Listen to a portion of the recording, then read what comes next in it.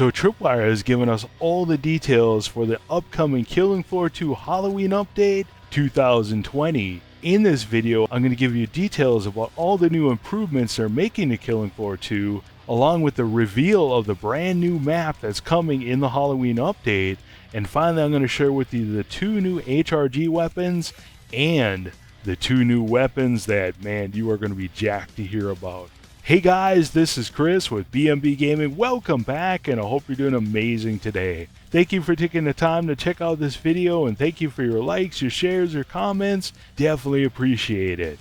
Now your first question probably is, when exactly is the update going to be coming out for all platforms? So Xbox, PS4, Steam, and Epic Store? Now they haven't announced this, but I looked it up last year and it came out on the first Tuesday of October. So this year it would be October 6th. Now the interesting thing is, it could actually come out earlier than this if they follow the same pattern they did with the summer update. So the summer update, I believe, came out on the second Tuesday last year, but it came out on the first Tuesday this year. So this year, maybe the Halloween update could come out on the 29th. Now if I was a betting man, I would say Tuesday the 6th, but hey, either way, I'm ready for it. So your next question is, if you're on PC, when is the PC beta gonna start? It went live today on Steam and Epic Store, and I'll leave a link to the update notes in the description below if you want to know how to download it and get playing. Speaking of improvements, the first thing they revealed is that they're going to be improving the Field Medic's level 25 skill, Zedative. And in the bit of video they shared, you can see that essentially in Zed time, when you shoot them, they're going to do the healing halo that the medic does on his other level 25 skill. Now along with this, your weapons are also going to do 30% more damage during Zed time. Another thing they're improving is what's called the boss stomp. Now, honestly, I've never heard of this, so I don't know. It must be something like the really super elite players do or something. Well, anyways, evidently what you can do is you can jump on a Zed's head indefinitely, and players have been using this to, take out different bosses, etc. Now, in the blog post, they said that essentially they want us to still be able to do this, but they're going to add a cooldown to it. Another improvement they're adding in this update is to the reload for the M16 incendiary rifle and the 501 medic rifle. So with this improvement, in the blog post it says, when reloading a weapon with an underslung, so like the M16, it will first check to see if the primary ammo needs a fresh magazine. If that's full, it will now check to see if the underslung is in need of a new round to be loaded. And it goes on and says that previously, this would only happen on attempting to fire it.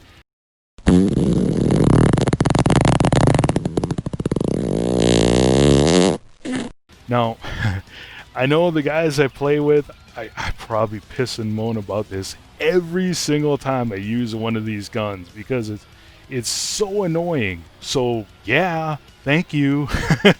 Now, another improvement they're making for controller is something that's been requested, I don't know, thousands of times over the last 2-3 years. Well, anyways, now the new improved Killing Floor 2, we're going to be able to skip our pistol when we're cycling through weapons.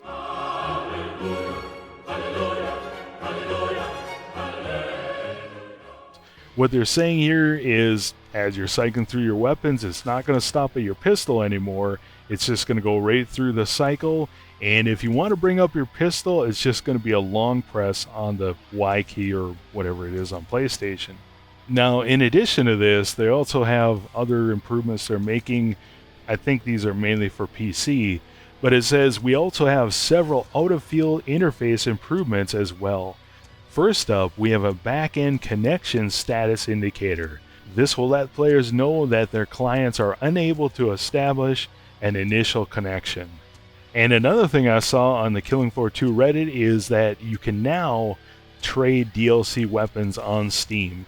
And you're probably wondering, why exactly would you want to trade DLC weapons? Well, evidently in the bundle they had out on Humble Bundle a couple weeks ago, They had some DLC weapons in that bundle, so if you own them already, you can pass them along to somebody else. In the next blog post, they revealed the brand new map coming to Killing Floor 2 in the Halloween update called Hellmark Station.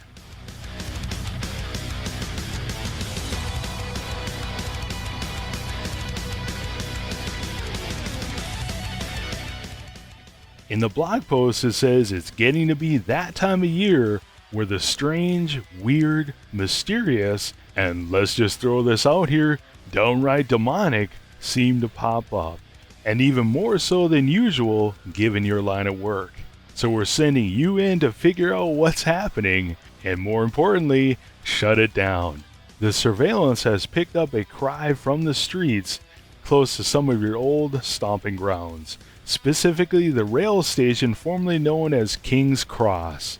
The blog post continues and it says that you're not going to find any kids waving sticks on this visit, nor friendly pet shop boys waiting to sell you goods around the concourse. What? That's weird. Was this going on before? It sounds like maybe like a World War II, come home party or something. I don't know. It's kind of strange. Now, full disclosure, I haven't played Killing Floor 1, so I'm not sure if that was part of the game. You guys let me know in the comments below. Now, it goes on and says that things have taken a decidedly more hellish mark, and wherever would these portals lead you to, we want nothing to do with. But perhaps you can make use of some of the strangeness. You're going to find yourself around for extra power, but just remember, these sort of things tend not to come without a price. Now, I think there's a couple things here they're giving us a clue about. Now, the first thing that's interesting is it says that whatever worlds these portals lead you to. Now, to me, this sounds like it's going to be a holdout style map like Power Core or The Descent, etc., where we go through the portal and end up in a completely different, type of level or whatever. Personally, I'm really hoping this isn't going to be the case because I really enjoy Endless Mode, and I'd like to see them do another Objective Mode. Now, they didn't say anything about an Objective Mode in the blog post, so my guess is it's going to be a holdout style map. Another thing that sticks out to me here is that it says, but perhaps you can make use of some of the strangeness. You will find yourself around for extra power. Just remember, these sort of things tend not to come without a price. So that's really interesting. Obviously, they're hinting at some kind of mechanic here where, I don't know, where there's some kind of thing you can stand in and maybe you get double the amount of damage, but it takes half of your health or it leeches out your health or something. That would be really interesting. Now, finally, what you're all waiting for, and I know what I get most excited about, the new weapons. The first thing they revealed are the two HRG weapons. Now, if you're unfamiliar with it, the HRG weapons essentially are the free weapons that come with each update, and what they do to save development costs is they use an existing model and they change its fire modes and they make it for another perk. So the first HRG weapon they revealed is the HRG Scorcher, and this is for the Firebug. In the description it says that it shoots a flare downrange with significant impact and lingering burn, so I'm assuming ground fire. And because the HRG Scorcher is shooting a flare, it's also going to light up the target or wall that you hit for an extended period of time. Now with the alt fire, it says that you're going to be able to break up the flare in mid-flight and it's going to lay down a wall of flame, so an extended wall of ground fire. Now the second HRG weapon coming in the Killing Floor 2 Halloween update is the HRG Arc Generator, and this is for survivalists. In the blog post it says that this baby is going to pack an EMP punch that will chain between targets with a few fire mode options on how to get there. So the HRG Arc Generator essentially is the Matriarch's attack where it hits one target and it's going to bounce to another target, etc. So the primary attack is going to shoot targets that are close to you and it's going to, arc from one to another. Now the Arc Generator is also going to have a secondary attack where it says it shoots a slow moving attack that's going to travel further down range and will also shock targets close to you as it travels. And essentially what it sounds like is kind of like the BFG or something from Doom Eternal, which sounds awesome. Now in the final blog post, they revealed the 2 new DLC weapons for the Killing Floor 2 Halloween update.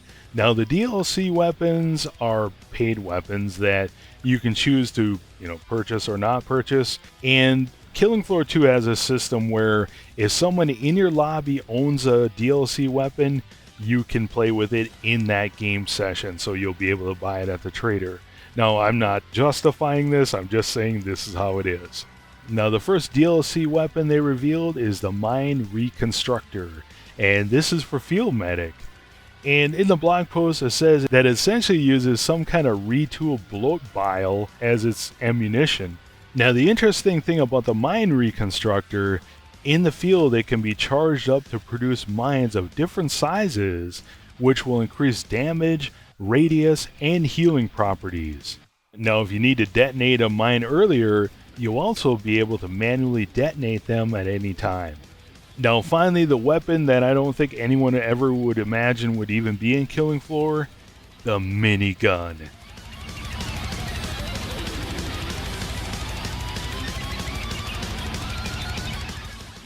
And this is for Commando.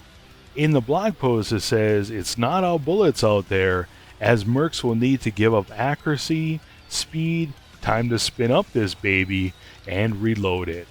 It goes on and says that but these trade-offs will come with the ability to decimate an area of effect for as long as you can keep the trigger held. So what do you guys think? Let me know in the comments below. What weapons are you most excited to get your hands on? And if you're like me, it's probably a minigun, but the Mine Reconstructor sounds awesome as well. For me, I'm actually really excited about, strangely enough, the Mine Reconstructor, because it's more of a tactical way of playing. I'm curious to find out how many mines we'll be able to place at one time. So is it 1 or 2 and they automatically blow up, or are we going to be able to just spray down as many as we can do at one time? Should be really fun to try out. And finally, just like you, I'm thinking about that minigun. It says in the blog post you're going to have decreased accuracy, movement speed penalty, you're going to need time to spin it up, and reload speed penalty, so I'm assuming it's going to be the slowest reload in the game. Well, all that sounds really terrible, so I'm assuming that this gun is going to be amazing when you finally get to shoot it. I'm also curious how the different perk skills are going to affect this weapon. Essentially, I don't know, it's really curious. It's interesting they put this gun in the game because in the past the rumors were that they did test an LMG or a light machine gun class or weapons or something, and they just found it to be way too overpowered. So how are they going to balance this minigun where it's actually really fun to use and is a proper minigun, and it just not being just so powerful that you're just liquefying everything in front of you? I'm excited to try it out.